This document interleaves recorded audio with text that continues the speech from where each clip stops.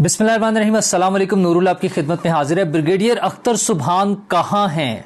वो अगर कस्टडी में हैं तो क्यों हैं और इसमें असल पैगाम क्या है, ये कहानी तो मैं आपको बताऊंगा, लेकिन उससे पहले आपको बताऊं कि इमरान खान को माइनस करने का बाकायदा ऐलान कर दिया गया है। माइनस इमरान फार्मूले का बाकायदा ऐलान वजीर आजम पाकिस्तान ने कर दिया है। वो क्या ऐलान है, लेकिन उससे भी पहले जरूरी है नवाज शरीफ साहब के मामलात, क्योंकि नवाज शरीफ साहब ने इलेक्शन के लिए पाकिस्तान वापस आना है। 21 तारीख की उन्होंने तारीख दी हुई है, दिन बताया हुआ है हमें उनकी पार्टी ने, और उसके हवाले से किसी हद तक तैयारियां भी हो रही हैं। लेकिन पाकिस्तान में मौजूद उनके दोनों बड़े लोग यानी शहबाज शरीफ साहब और मरियम नवाज साहिबा लंदन में मौजूद है, और वो अभी मेरी रिकॉर्डिंग जब मैं करवा रहा हूँ रात के वक्त, तब तक वो वापस नहीं आए हैं इतवार की रात, ना उनके आने का अभी कोई अनाउंसमेंट हुई है, वो वहाँ पर मौजूद हैं। लेकिन अहम मामला यह है कि उन नवाज शरीफ साहब को क्या मशवरे दिए जा रहे हैं अपने लोगों की तरफ से भी और बाहर वालों की तरफ से भी। तो मैंने 2 दिन पहले भी आपसे वीलॉग में जिक्र किया था कि मरियम नवाज साहिबा ने भी एंटी इस्टेब्लिशमेंट फार्मूला की बजाय, एंटी इस्टेब्लिशमेंट बयानिए की बजाय इस्टेब्लिशमेंट के साथ मिलकर चलने का मशवरा दिया है। और उनका ख्याल यह है कि अब नून लीग को महाज आराई में नहीं जाना चाहिए और जनरल बाजवा और जनरल फैज़ की गिरफ्तारी के लिए नवाज शरीफ साहब को जोर नहीं देना चाहिए। अच्छा, यही बात पार्टी के दीगर जराए भी कह रहे हैं। उनका ख्याल यह है कि नवाज शरीफ साहब अगर अपना ये बयानिए, इस बयानिए पर कायम रहते हैं कि जनरल बाजवा और जनरल फैज़ को कानून के कटहरे में खड़ा किया जाए, उनसे जवाब तलब किया जाए, उनसे पूछा जाए कि एक अच्छी भली चलती हुई हुकूमत को गिराकर ये प्रोजेक्ट इमरान खान लाने की क्या ज़रूरत थी, और उन्हें उसकी सज़ा दी जाए। और उनके साथ साथ दोनों जनरल्स के साथ साथ जो 2 जजेस हैं, साकिब निसार साहब और आसिफ सईद खोसा साहब, उनको भी पकड़ा जाए और उनसे भी जवाब तलब किया जाए।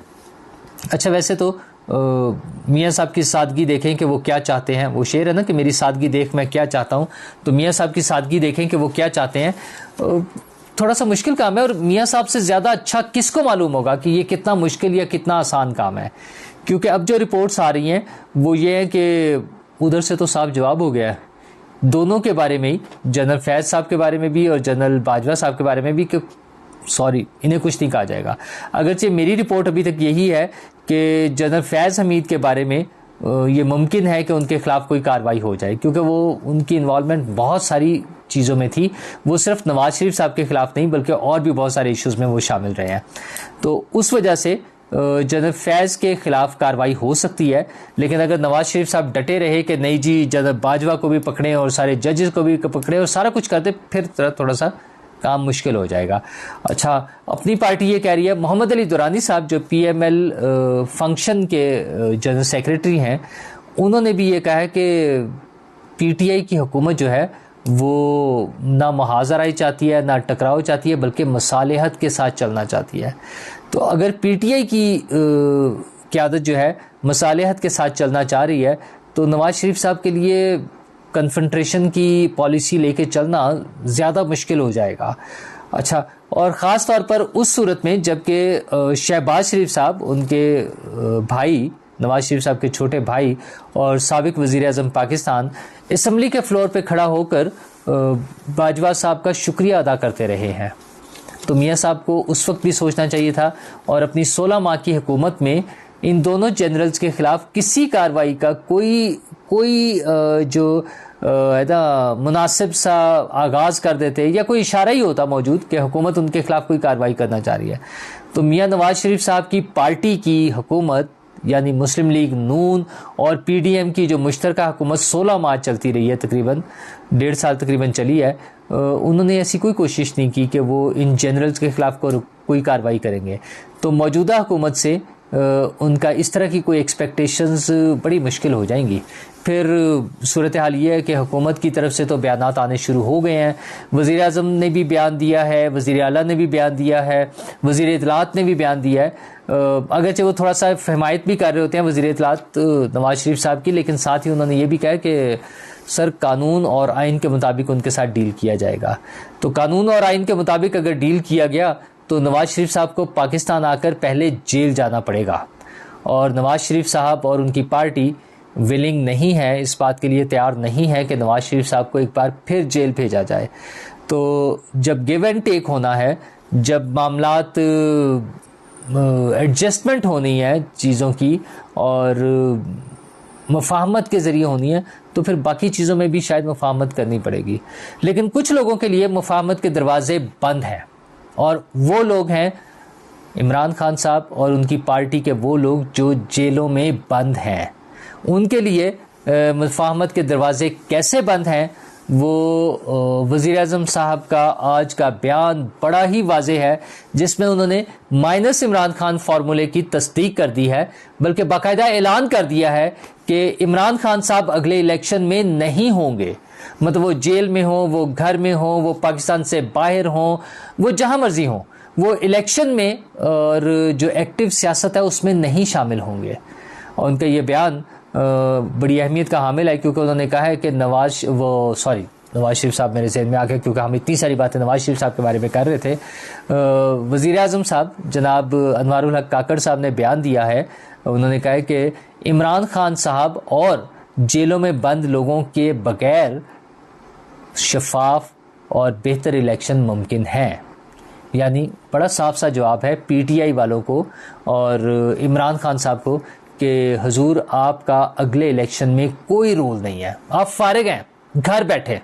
और घर भी बैठे तो बैठने वाले खुशकिस्मत लोग होंगे, जेलों में बैठे आप। घर बैठने वाले तो थोड़े से लोग हैं ना। वो मैंने आपको कल खबर दी थी कि सनम जावेद और बाकी कई लोगों की हो गई है, उसमें ज़मानतें हो गई हैं।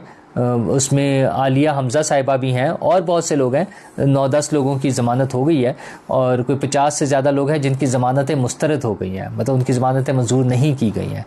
तो अच्छा, रूटीन में अगर हम देखें तो यास्मीन राशिद साहिबा और एजाज चौधरी साहब, महमूद रशीद साहब और शेख रशीद साहब अभी ताज़े गायब हुए हैं, वो हैं परवेज़ इलाही साहब। ये वो लोग हैं जिन्हें कोई रिलीफ मिलने का चांस नज़र नहीं आ रहा, कम से कम हुकूमत या इस्टेब्लिशमेंट की तरफ से तो कोई नहीं है। अगर अदालत ने किसी मौके पर बहुत ही ज़्यादा ज़ोर लगा दिया तो शायद उन्हें रिहाई मिल जाए, लेकिन वो मुश्किलात का शिकार ही रहेंगे। इसीलिए नवाज शरीफ साहब के दोस्त उनको मशवरा दे रहे हैं कि महाज़ाराई में जाने की बजाय, लड़ाई झगड़े में पड़ने की बजाय, सर आराम से डील करके अच्छे तरीके से आ जाए, हुकूमत ले लें, फिर बाद में देखी जाएगी, जैसे पहले भी होता रहा है। तो क्या नवाज शरीफ साहब इन बातों के लिए मान जाएंगे?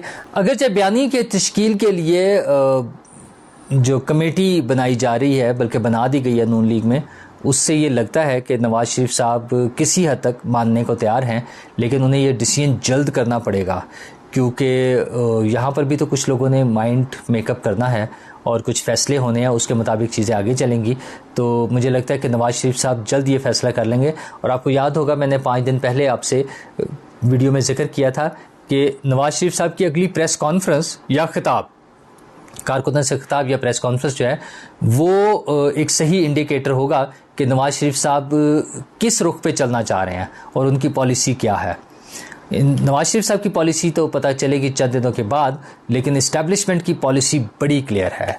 और ब्रिगेडियर अख्तर सुबहान गायब हैं और उनकी अहलिया उमेरा सलीम ने लाहौर हाई कोर्ट में दरख्वास्त दायर की है कि उनके शौहर 22 जून 2023 से गायब हैं और उन्हें कानून तक रसाई हासिल नहीं है और उनके बारे में कुछ पता नहीं चल रहा, उनके बारे में बताया जाए। ब्रिगेडियर अख्तर सुबहान आखिरी जो उनकी अपॉइंटमेंट थी जिस दिन वो गायब हुए हैं, वो कोयटा DHA के एडमिनिस्ट्रेटर थे। अच्छा, वहाँ से वो गायब हो गया। अदालत में उनकी तरफ से GHQ की तरफ से लॉ ब्रांच है, DTE कर्नल साहब जो है वो एक वहाँ पर पेश हुए हैं और उन्होंने बताया कि आर्मी एक्ट की शेख 73 के तहत वो उन्हें डिटेन किया गया है ब्रिगेडियर साहब को, और वो ज़ाहिर है उसमें मज़ीद तफ्तीश हो रही होगी या जो भी कार्रवाई हो रही होगी। उनका मतलब ये है कि फिर अब आप बीच में ना आए, हमने जब डिटेन किया है तो हम खुद ही उन्हें मैनेज कर लेंगे, हम खुद ही डील कर लेंगे। बहरहाल उनकी अहलिया मोहतरमा ने उनके आर्टिकल 199 के तहत अदालत में दरख्वास्त दे दी है। अदालत ने परसों यानी 26 तारीख को उनसे रिटन जवाब मांग लिया है। अच्छा, वो क्या जवाब आएगा क्या ब्रिगेडियर साहब मंजर आम पर आ जाएंगे, क्या ब्रिगेडियर साहब घर पहुंच जाएंगे, ये सारी बातें तो बाद में होंगी, लेकिन इसमें असल पैगाम क्या है? असल पैगाम ये है, ब्रिगेडियर का मतलब है सिंगल स्टार, 1 स्टार जनरल। तो अगर आर्मी एहतसाब के मामले में अपने लोगों को माफ़ करने को तैयार नहीं है और उन्हें कानून के दायरे में लाकर उनके साथ डील किया जा रहा है, तो बाकी लोगों को भी फिर समझ लेना चाहिए। वो कहते हैं ना, अक्लमंद के लिए इशारा काफ़ी होता है, तो बाकी लोगों को भी ये इशारा समझ लेना चाहिए। जिस तरह से बिजली चोरों के खिलाफ ऑपरेशन हो रहा है, अरबों रुपए की रिकवरी के मामला सामने आ रहे हैं, अरबों रुपए की। अच्छा, और अरबों रुपए में रिसीविंग रिकवरी हो भी गई है और मज़ीद नोटिस जा रहे हैं, उसमें सरकारी इदारे भी शामिल हैं, इंडिविजुअल्स शामिल हैं। इसी तरह से टैक्स के हवाले से मामला देखे जा रहे हैं, इसी तरह से डॉलर की स्मगलिंग के हवाले से मामला देखे जा रहे हैं। तो वो लोग जो मुल्क को इक्तिसादी तौर पर नुकसान पहुँचाने का बाइस बन रहे हैं, उन्हें सोचना होगा कि उन सब के खिलाफ भी कार्रवाई हो सकती है। आर्मी का मामला बड़ा क्लियर है। मैं फिर दोहराऊंगा कि अगर वो अपने ब्रिगेडियर लेवल के ऑफिसर्स को, जनरल्स को, सब लोगों को पूछ सकते हैं, सब लोगों के खिलाफ कार्रवाई कर सकते हैं, तो बाकी लोगों को भी अब तैयार हो जाना चाहिए। और शायद यही हल है। और उसकी वजह यह है कि पॉलिटिकल गवर्नमेंट्स ने इस हवाले से सख्त एक्शन जो लेने की ज़रूरत होती है वो वक्त पर नहीं लिए एक्शन। वो चाहे बिजली चोरों के ख़िलाफ़ था, चाहे डॉलर्स की स्मगलिंग के हवाले से था, चाहे टैक्स चोरों के खिलाफ था, जो भी था, अगर उन्होंने एक्शन लिए होते तो आज ये मामलात आर्मी के हाथ में ना होते। लेकिन हमारी पॉलिटिकल लीडरशिप मसलहतों का शिकार है। वो कब तक मसलहतों का शिकार रहेंगे और उनके इन मसलहतों का शिकार होने के नतीजे में क्या हमारे हालात बेहतर हो जाएंगे? और मैं और आप, हम 25 करोड़ लोग जो हैं, क्या वो एक बेहतर और पुरसकून ज़िंदगी गुजार सकेंगे? आने वाला वक्त बताएगा, आने वाले इलेक्शन बताएंगे। इलेक्शन में पॉलिटिकल पार्टीज़ के मंशूर बताएंगे और फिर उस पर अमल दरामद बताएगा कि हमारा मुस्तकबिल क्या है। और तब तक हम सिर्फ इंतज़ार कर सकते हैं। शुक्रिया।